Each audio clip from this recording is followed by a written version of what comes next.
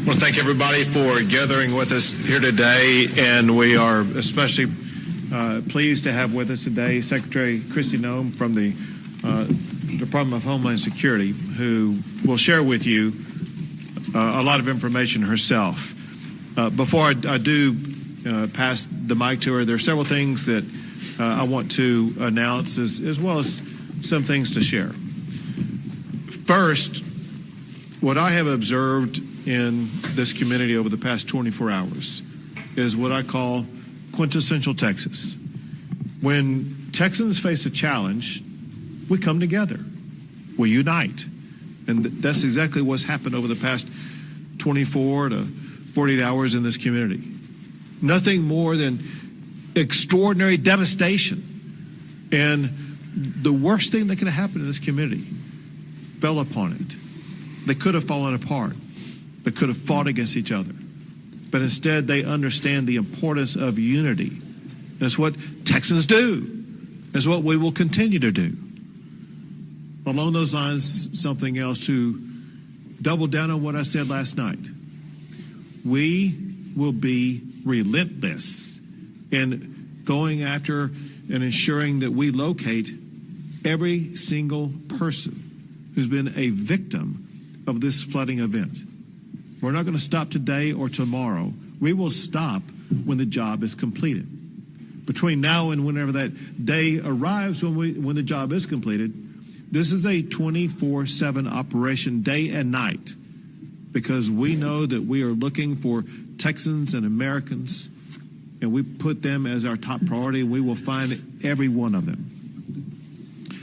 Additionally, I want to let you know that overnight, there was an increase in storm damage and rainfall and flooding in other regions of the state of Texas that were in addition to the ones that were in the disaster declaration that I made yesterday.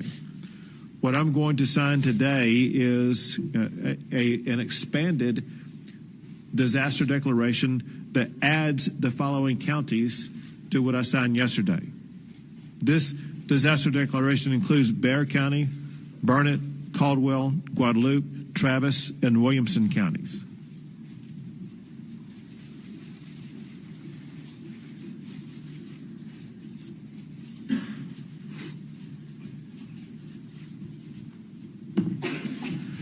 We will continue to add counties as needed as conditions either worsen or improve in counties across the state of Texas. We will ensure that every asset and resource the state has is going to be made available to every county that's the subject of this disaster declaration. Also, I've had the opportunity to visit not just with Secretary Noem, but other officials in the Trump administration. And we know that President Trump, he loves Texas for one. He's deeply concerned about all the families who've been affected, but also knows about the magnitude of the devastation that we're suffering. And so what I'm about to sign now is going to be the first step in a process. This document is a request for a federal disaster declaration coming from the governor to seek the immediate and ongoing help of the federal government.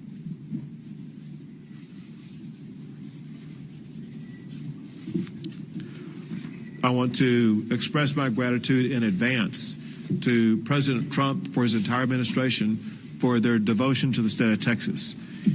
He always tells me about his love for the people of the state of Texas, his deep concern for them, and I know that he's feeling that now as much as he ever has. And there's no better way to show that than the fact that he wanted to ensure that he and his entire administration was represented here today by Secretary Kristi Noem, to whom I would like to turn things over at this time. Well, thank you. Thank you, everyone, for being here today. And I want to thank Governor Abbott for his leadership, and know that President Trump is absolutely heartbroken by what has happened here in Texas, and the loss of life is absolutely devastating to him and Melania. This morning I talked with him several times, and he wanted to make sure that all of you know how much he loves Texas, how much he's grieving for your families that have lost someone, and the beautiful children that we're still looking for and hoping to return to their families, and that he is absolutely committed to using all the resources of the federal government to help unify families, rescue all those that were still missing, and return those who maybe we will recover back to their families as soon as possible, and that we will be here walking alongside each other and helping throughout this entire crisis. And know that I'm extremely grateful as well for the leadership of Noem Kidd, who's a fantastic emergency operations manager and has been well known throughout this country for leading through such a time as this.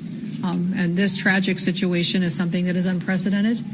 We recognize that at the federal level. We also recognize that when something like this happens to a community, happens to a state, that the best responders are those locally, because it's your family members, it's your community members that are being impacted, and you can respond quickly. And the role of the state is to run and manage that emergency, but the federal government needs to be here for the support and extra resources on the ground as well. And that is what we are doing and what President Trump has dedicated to continue to do. I've visited with the president already about this federal disaster declaration that the governor was going to sign here this morning, and he has indicated that he will honor that and that he will accept that. So that response and that relief will be coming. And we also have had assets here on the ground since the beginning of this crisis started, since this weather event did start. And even before it came, we were alerted. We did have Coast Guard assets here that were helping to rescue people. We're thankful for the airframe that showed up and those coasties that were here walking alongside our DPS, and the emergency responders that were here, the Texas assets that were deployed already, and that coordination was seamless, and I appreciate them for putting that request in right away. We also had our BORTAC team from Customs and Border Protection out here helping with rescues. They are a specialized, trained force to come in these types of situations and bring their skill set to bear. That is a resource that's incredibly important to the Department of Homeland Security, but also in these types of situations when we need emergency management response. We also did have a CBP advisory interdiction specialist here that was helping with some coordination of air assets that has been present. And then we are looking at the other entities that are under the department, what can be utilized. And, of course, FEMA is standing at an enhanced level right now, which means that they are plugged in to the State Operations Center. We are engaged, and then as this response goes forward, that their role will continue to be filled as it always is in these situations, and will be timely and responsive as to what the governor requests and what is needed here on the ground. I do know that the state of Texas is amazing in how it responds to disasters. Not every state is like that. Many states do not do what the people of Texas do. And you are an example to the nation of getting through these difficult times, but also know that you're not alone, that you have the entire country's hearts and are with you and are walking alongside you. And at the department, we will continue to bring more resources. We just, at the request of a previous conversation less than an hour ago, in visiting with him and with the governor, requested more fixed-wing aircraft from Coast Guard to come and help us, making sure that we're going out and locating individuals as fast as possible that we know are still missing, and that we also will send more airframe as far as helicopters that have the ability to come in, and some will be equipped, and the fixed wings with thermals so they can continue to work all night long. Some of the assets that other agencies may offer don't have that kind of equipment, but the Coast Guard does have it, and so that will be deployed so that the search and rescue efforts don't stop even when it does get dark at night. We'll continue to stay engaged, and I'll be here. I'm going to go up to the camp, Mystic, and I'm going to go around town and spend some time here today and make sure that when I am calling and talking to the president throughout the day, that he has timely information, that the requests that are coming here from the leadership on the ground are met immediately, and that we can take care of these families and take care of these folks right away. We do know the number one priority now is people, is making sure we're finding people as fast as possible, and we're returning them to their families. And then also, throughout the process, we'll get into what damage was done to public infrastructure, what may have been done to, I know we have 1,800 people that are still without power. What I understand is people still have water, but we do have damage to bridges and to roads. Thankfully, dams held. But all of that is an assessment that we'll continue to work with you on to make sure that you recover as quickly as possible. So, again, thank you all for being strong and being an example for people. Someone told me a long time ago, over 30 years ago, that to never get angry on behalf of yourself, get angry on behalf of the other people, to always go out and get up every day and go work for other people and help them. And so I know many of you that are out there responding and helping your neighbors had losses too. You're hurting because you're grieving somebody that may have been lost. We were created to serve people. God created us to serve each other. And now is a wonderful time to go find somebody you can help, somebody that you can take care of and get them through this process. And that will make us stronger and better into the future. So our prayers are with you. President Trump wants you to know that he and Melania are praying for you and love you. And with that, I'll turn it back over to the governor. Sure. Well, thank you very much. Thank you so much for being here. Thank you for the assets and resources you and the Trump administration are providing. One thing that Secretary Noem mentioned was the fact that recoveries and rescues are being made. And what has happened over the past 36 hours is really amazing. When you look at what the local officials have done, working in collaboration with multiple state agencies as well as our federal partners, in 36 hours, they have rescued or recovered more than 850 people, some clinging to trees to save their lives, others in other precarious situations. It's just sheer heroism, the way that we've seen our first responders rescue so many people. And now I would like to turn things over to Senator John Cornyn. My thanks to President Trump and Secretary Noem for responding so quickly to Governor Abbott's request for a federal disaster declaration. And particularly, Madam Secretary, thank you for being here in person. It's really important, and I think sends a very important message. Unfortunately, I've been to a number of disasters over the years across the state of Texas, as has the governor, and none of these get any easier. But I have to tell you, I remain incredibly impressed with Governor Abbott's leadership and the incredible work that the Texas Department of Emergency Management under the leadership of Noem do. They are literally the best in the nation. And what Secretary Noem said about other states not responding as well is true. It's something we should be very proud of and grateful for, particularly at a time like this. And then there are the men and women who are standing behind us here, who have been doing the work on the ground, not waiting for the federal government to show up. They've been getting the work done, as the governor pointed out. And we are all together, we are praying for those who have lost loved ones and are grieving. We are celebrating with those who have been reacquainted with and rejoined with their family members. And, a few years ago, the governor will remember this, up in West Texas after a terrible disaster.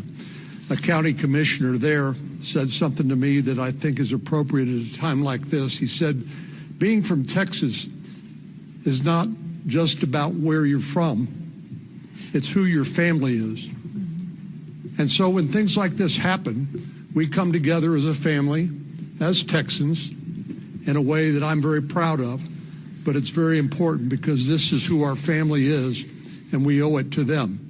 And I take the governor at his word that he and his team will be relentless in supporting all of the efforts at the local and the federal level until every last person is accounted for and those families are reunited with their loved ones.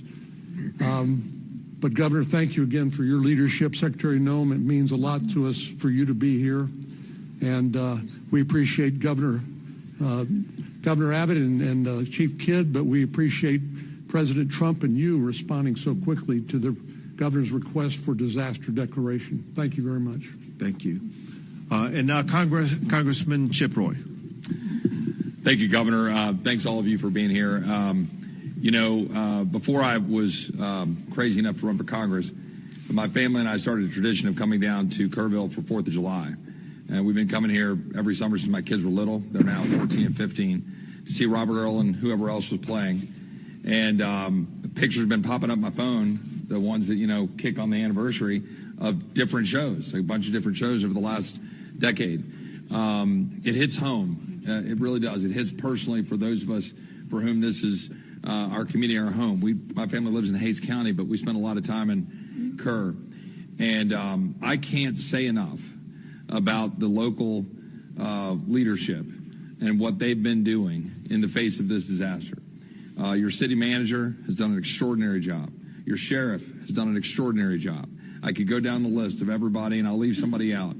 But I can't say enough about what they've done. And then I can't say enough about the governor and about Noem and about the leadership that has come from the state and from DPS and from TDM to get this done and to do what we're in the process of still doing to react to this unfortunate circumstance. It's been professional and it's been extremely well done. And I have to say, the secretary yesterday, I reached out to her office. I think it might be 15 minutes later that I got a call from the secretary, immediately responding to requests. I talked to Noem about the need for Army Corps support and some other stuff. Immediately talked to the secretary about it. The collaboration, the teamwork, local, state, and federal. I cannot overstate the extent to which everybody set aside turfs or any of those kinds of things to deliver for the people of Texas. Now, we're far from having finished the job. We're all here knowing that we still have work to do. We're still prayerful. We're still hopeful. Obviously, there's a lot here that we're dealing with, but I'm deeply appreciative for that coordination. And last point that I'll just make is, and I've said this a little bit earlier this morning, there's going to be a lot of finger pointing and a lot of second guessing and Monday morning quarterbacking. And I just want to pick up on what I think the governor said about 850 something individuals that were moved quickly in this circumstance and in a once in a century flood where you get 12, 14 inches, where you get a 26 to 30 foot increase in water in the course of an hour and a half at 4 to 6 o'clock in the morning on a holiday. And that's what we're dealing with in these circumstances and where those camps are. There's a lot of people saying why and how, and I understand that.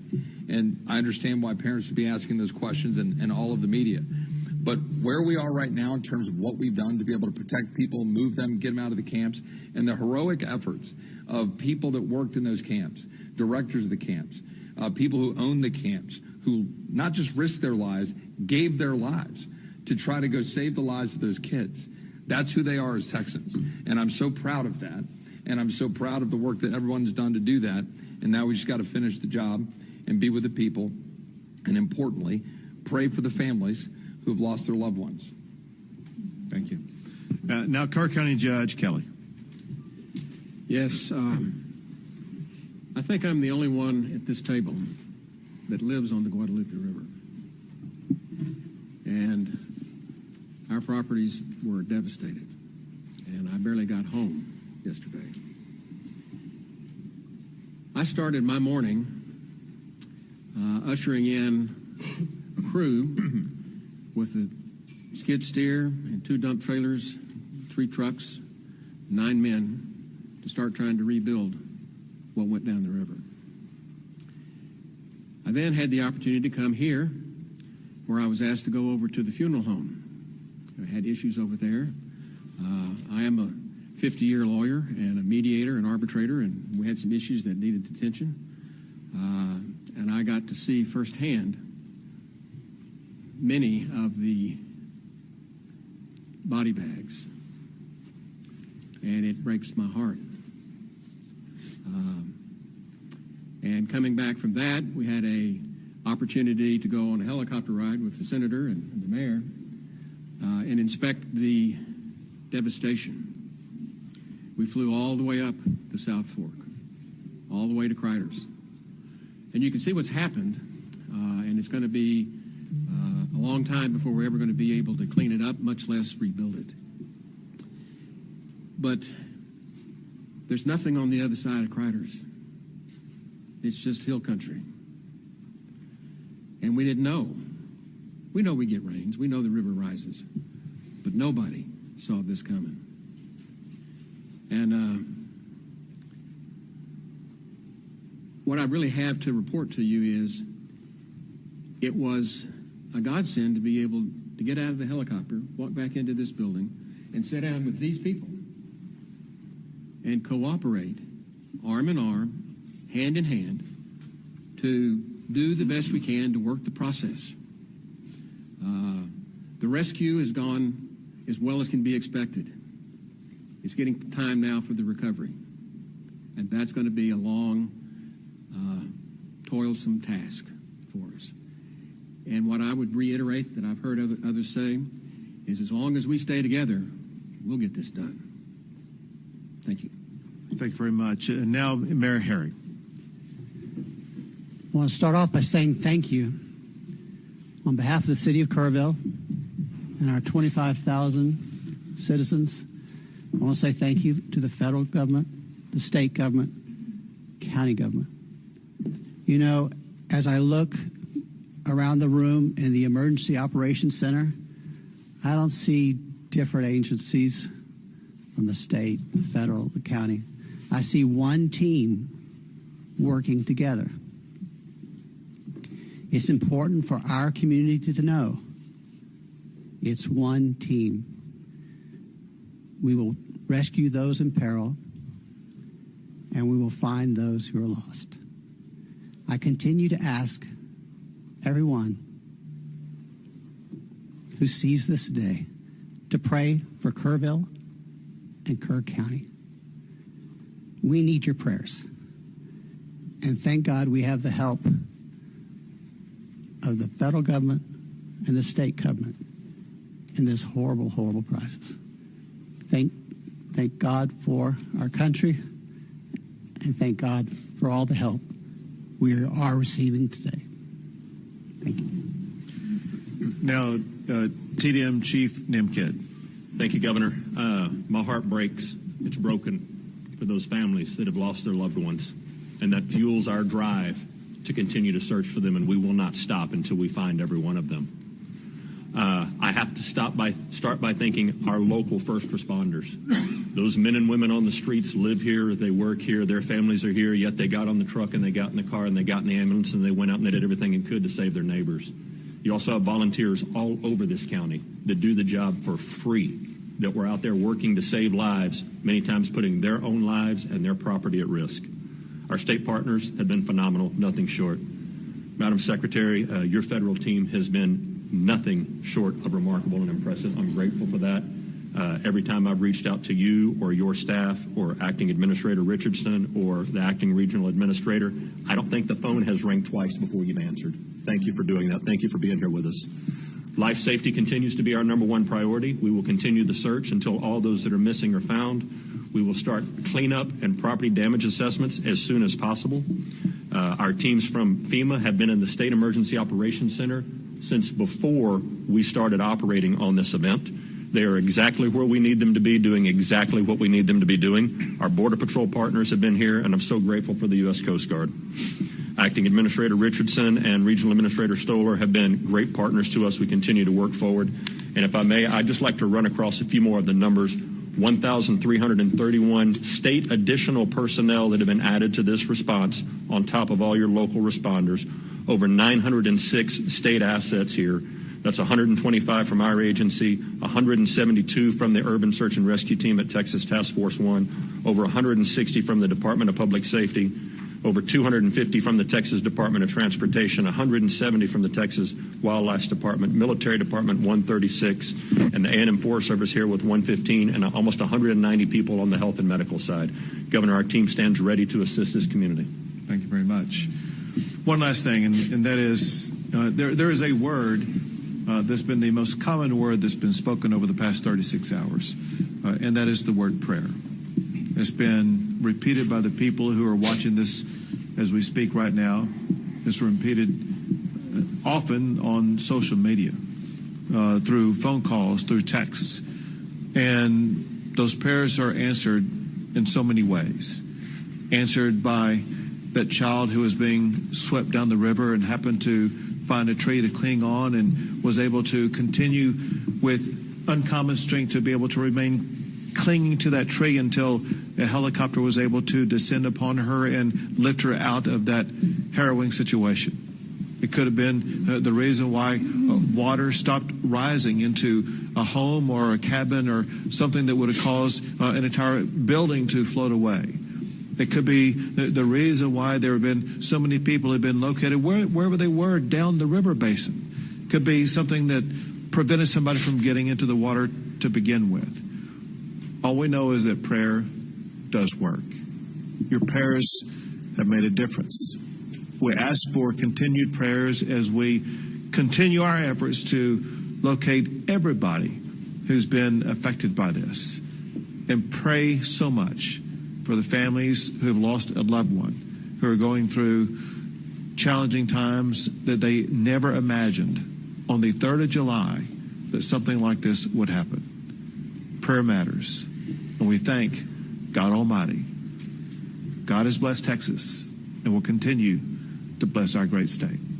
We'll take a few questions. Have the numbers changed? 27 dead and 27 missing from Camp Mystic. Sure. What I can tell you is there's still 27 missing. We have recovered some additional bodies at this time. We're trying to identify at this time. What I can tell you, an update, there's 32 deceased. 18 of those are adults and 14 are children.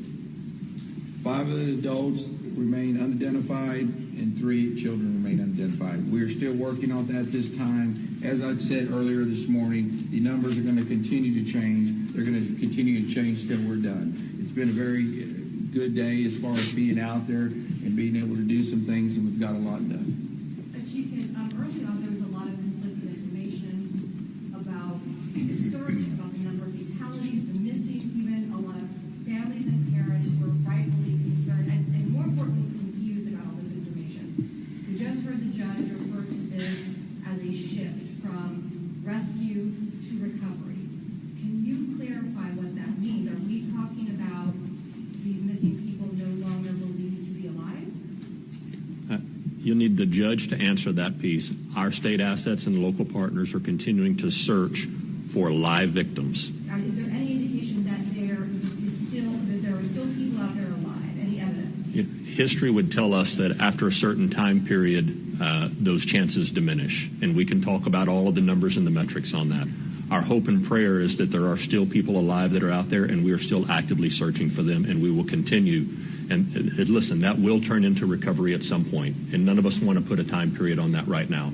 But when you talk to the men and women that are up there in those helicopters and out in those boats and walking the ground, they're looking for live people right now and doing everything they can to continue the search as fast as possible. And Judge, just a moment to clarify, because we want to be very clear with especially families and parents that are watching this. What makes you feel like this has gone from rescue to potential recovery? Because there is a difference. We will eventually get to the recovery. 2 more questions. Well, we're going to do more than 2 more questions. I want to say this. My instruction to every state agency involved in this is to assume everybody who is missing is alive. And there's a need for speed. Not just every hour, every minute counts, which is why there's people in the air, people in the water, people on the ground right now, because they're looking to save every last life, and we will not give up that effort. 2 more questions. Why was the National Weather Service not cleaning their phones before 7 o'clock this day of 4th of July? Any of the federal people can answer that maybe for us. I got updates at 7 o'clock. First one I heard, and I've heard updates throughout the week, but not before 7 o'clock in the morning. Wasn't that a fundamental failure of the federal government's responsibility to keep us safe? Well, my background is before I was in the secretary position here under the Trump administration, I was governor of South Dakota and served in Congress for 8 years before I was governor. And so I will tell you that for decades, for years, everybody knows that the weather is extremely difficult to predict, but also that the National Weather Service over the years at times has done well, and at times we have all wanted more time and more warning and more alerts and more notification. That is something, and one of the reasons that when President Trump took office, that he said he wanted to fix and is currently upgrading the technology. And the National Weather Service has indicated that with that and NOAA that we needed to renew this ancient system that has been left in place with the federal government for many, many years. And that is the reforms that are ongoing there. The timeline that I have, I don't oversee the National Weather Service. That's not under my department. But the timeline that I did receive from them was that the notifications started to look at its expansion for its limited flood impact area that started on July 3rd at 1:18 p.m. The flood watch was issued. Although it was moderate, it wasn't to the extremes that it was, that when the system came over the area that it stalled, it was much more water, much like I think we experienced during Harvey, the same type of system that was unpredictable in the way that it reacted and the way that it stopped right here and dumped unprecedented amounts of rain that caused a flooding event like this. They continued to elevate and up their notifications. When your notification hit your phone, sir, I'm sorry, I can't speak to when that is, but I do carry your concerns back to the federal government, to President Trump, and we will do all we can to fix those kinds of things that may have felt like a failure to you and to your community members.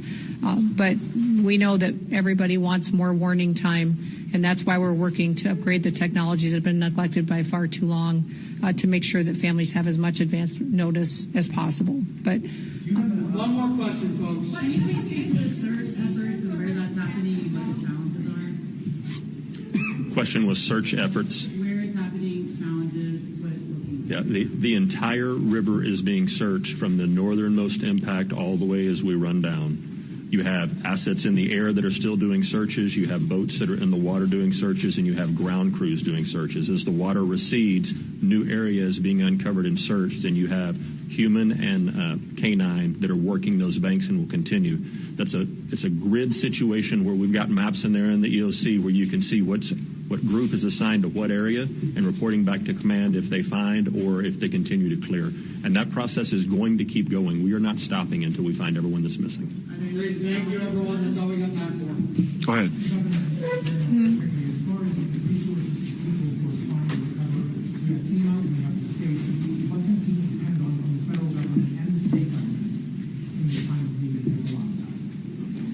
Well, as in every emergency situation, the local emergency responders put together what the request is through the state, and the state coordinates all of the response and what assets may be necessary and makes a request to us. So now that the governor has already requested this federal disaster declaration, they will start to tell us what the needs are, and the federal government will do all that we can to support. Well, there already has been direct assistance. I mean, when you look at having Coast Guard assets here on the ground, we just requested more assets to be here, Border Patrol here. If there's more individuals and federal law enforcement officers, if we need, any assets that I may have under my purview, I've made available to Noem, and so he knows that if he needs something, it'll be here. Great. Thank you. Everyone. Appreciate it. Thank you.